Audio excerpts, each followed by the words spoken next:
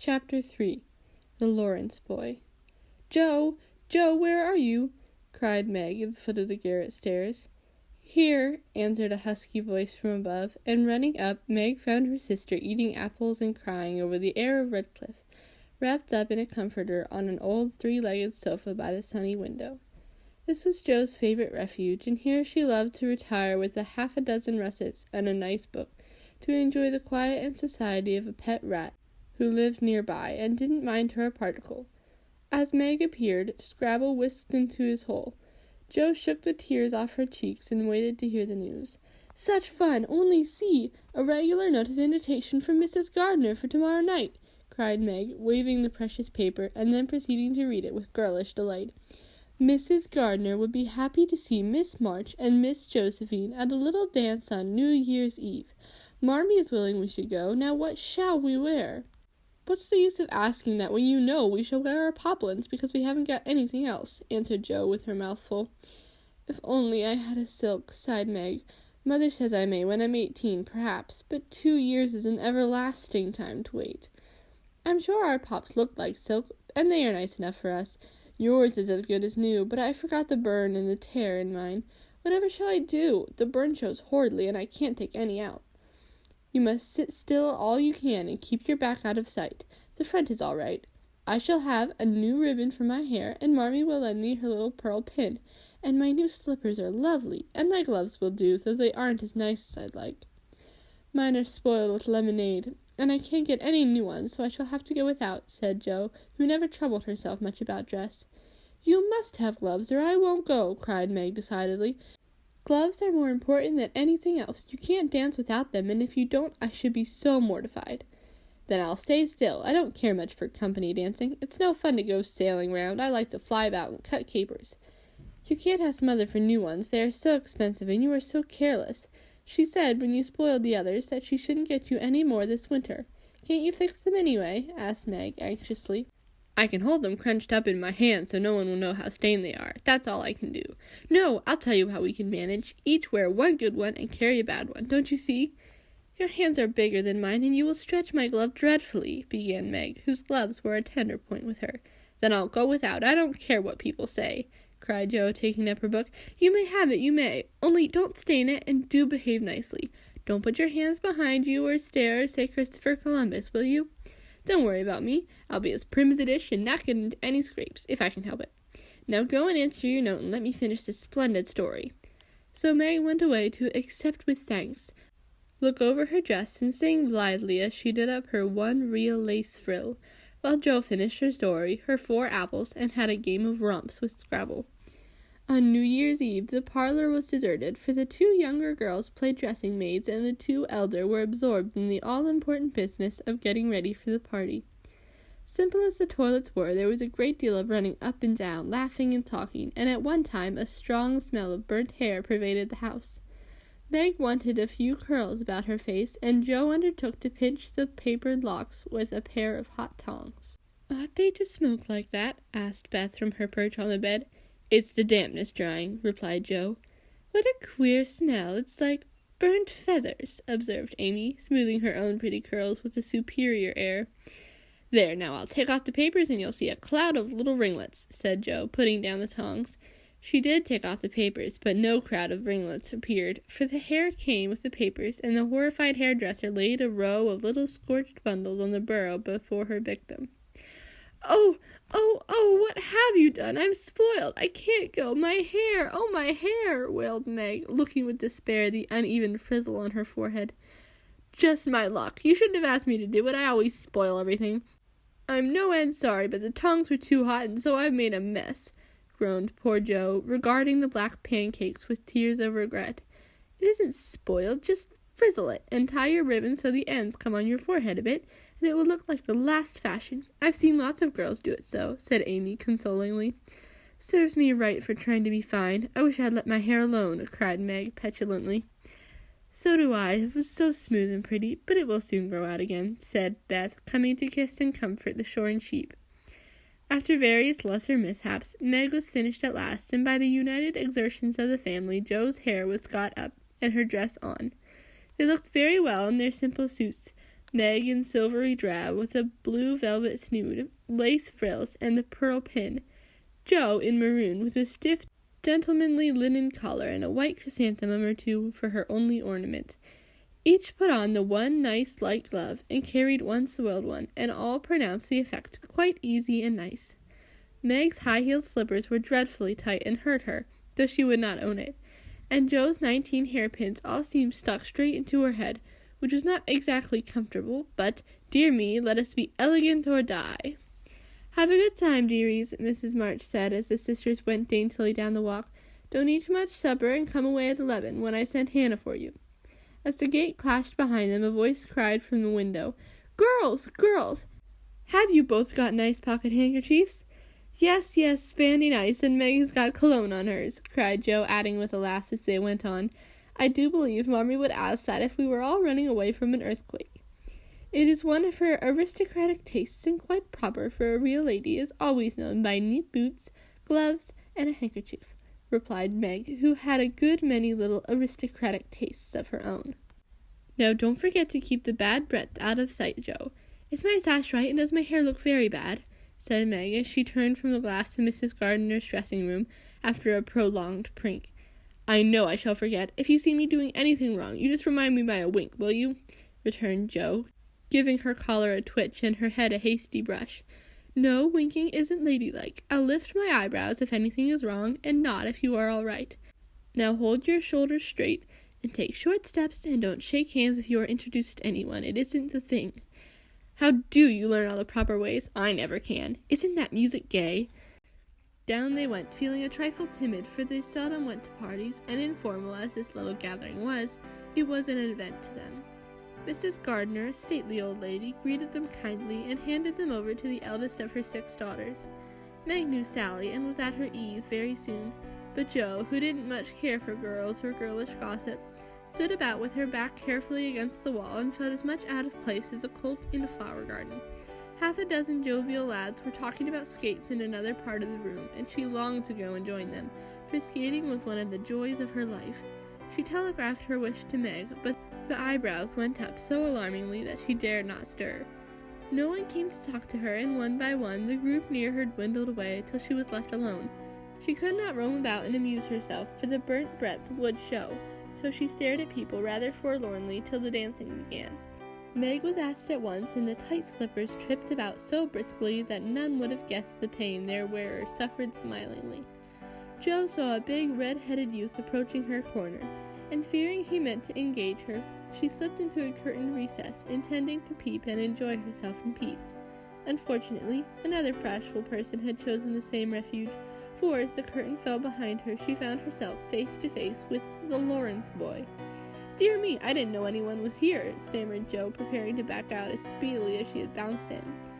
But the boy laughed and said pleasantly, though he looked a little startled, "Don't mind me, stay if you like." "Shan't I disturb you?"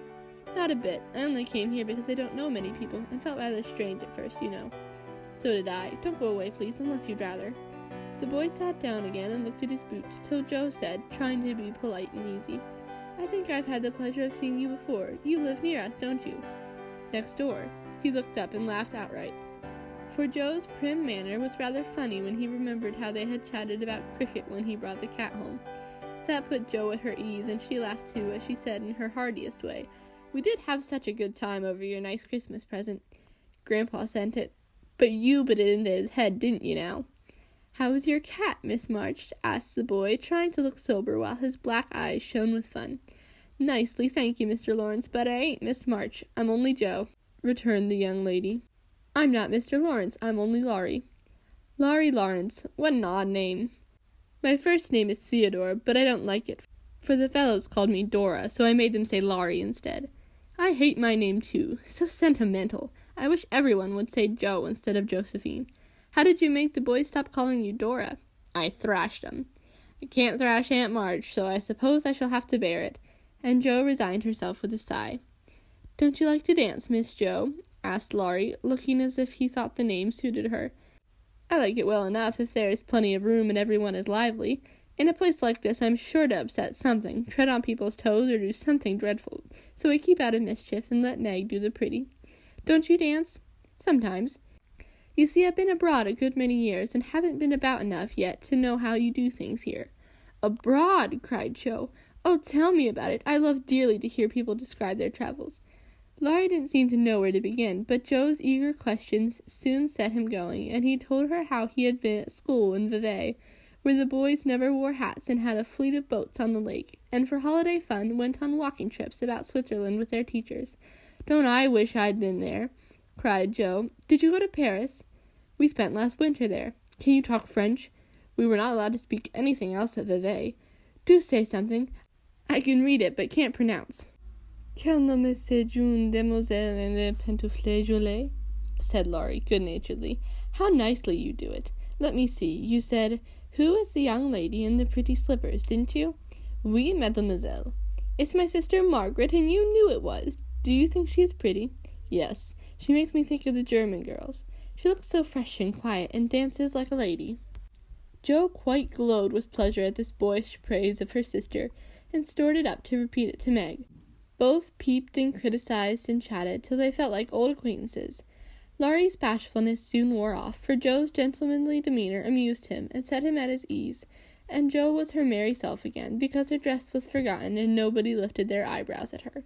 She liked the Laurence boy better than ever, and took several good looks at him so that she might describe him to the girls, for they had no brothers, very few male cousins, and boys were almost unknown creatures to them. Curly black hair, brown skin, big black eyes, long nose, nice teeth, little hands and feet, tall as I am, very polite for a boy, and altogether jolly. Wonder how old he is. It was on the tip of Joe's tongue to ask, but she checked herself in time, and, with unusual tact, tried to find out in a roundabout way. "I suppose you are going to college soon? I see you pegging away at your books. No, I mean studying hard." And Joe blushed at the dreadful pegging which had escaped her. Laurie smiled, but didn't seem shocked, and answered with a shrug, "Not for 2 years yet. I won't go before 17 anyway." "Aren't you but 15? asked Joe, looking at the tall lad whom she had imagined 17 already. 16 next month." "How I wish I was going to college. You don't look as if you liked it." "I hate it. Nothing but grinding or skylarking, and I don't like the way fellows do either in this country." "What do you like?" "To live in Italy and to enjoy myself in my own way." Joe wanted very much to ask what his own way was, but his black brows looked rather threatening as he knit them together, so she changed the subject by saying, as her foot kept time, "That's a splendid polka. Why don't you go and try it?" "If you will come too," he answered with a queer little French bow. "I can't, for I told Meg I wouldn't, because—" There Joe stopped and looked undecided whether to tell or to laugh. "Because what?" asked Laurie curiously. "You won't tell?" "Never." "Well, I have a bad trick of standing before the fire, and so I burned my frocks, and I scorched this one, and though it's nicely mended, it shows, and Meg told me to keep still, so no one would see it. You may laugh if you want to. It is funny, I know." But Laurie didn't laugh. He only looked down a minute, and the expression of his face puzzled Joe when he said very gently, "Never mind that. I'll tell you how we can manage. There's a long hall out there, and we can dance grandly, and no one will see us. Please come." Joe thanked him and gladly went, wishing she had 2 neat gloves, when she saw the nice pearl-colored ones her partner put on. The hall was empty, and they had a grand poke, for Laurie danced well and taught her the German step, which delighted Joe, being full of swing and spring. When the music stopped, they sat down on the stairs to get their breath, and Laurie was in the midst of an account of a students' festival at Heidelberg, when Meg appeared in search of her sister.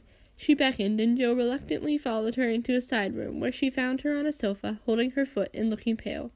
"I've sprained my ankle. That stupid high heel turned and gave me a sad wrench. It aches so, I can hardly stand, and I don't know how I'm ever going to get home," she said, rocking to and fro. "I knew you'd hurt your feet with those silly things. I'm sorry, but I don't see what you can do, except get a carriage or stay here all night," answered Joe, softly rubbing the poor ankle as she spoke. "I can't have a carriage without its costing ever so much. I dare say I can't get one at all, for most people come in their own, and it's a long way to the stable, and no one to send." "I'll go." "No, indeed, it's past 10 and dark as Egypt. I can't stop here, for the house is full.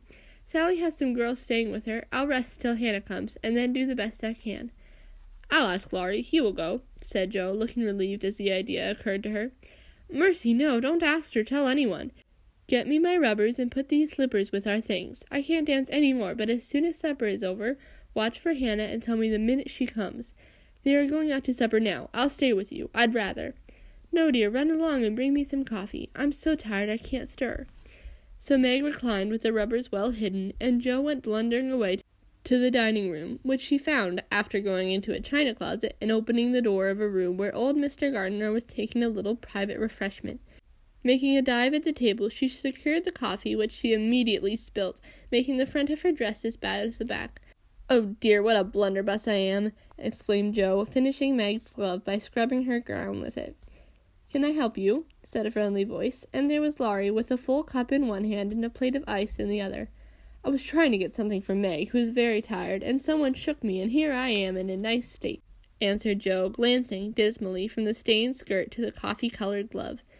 "Too bad. I was looking for someone to give this to. May I take it to your sister?" "Oh, thank you. I'll show you where she is. I don't offer to take it myself, for I should only get into another scrape if I did."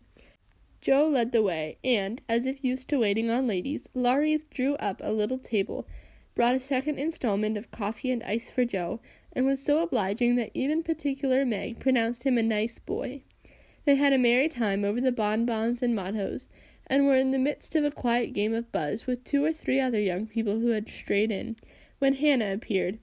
Meg forgot her foot and rose so quickly that she was forced to catch hold of Jo with an exclamation of pain.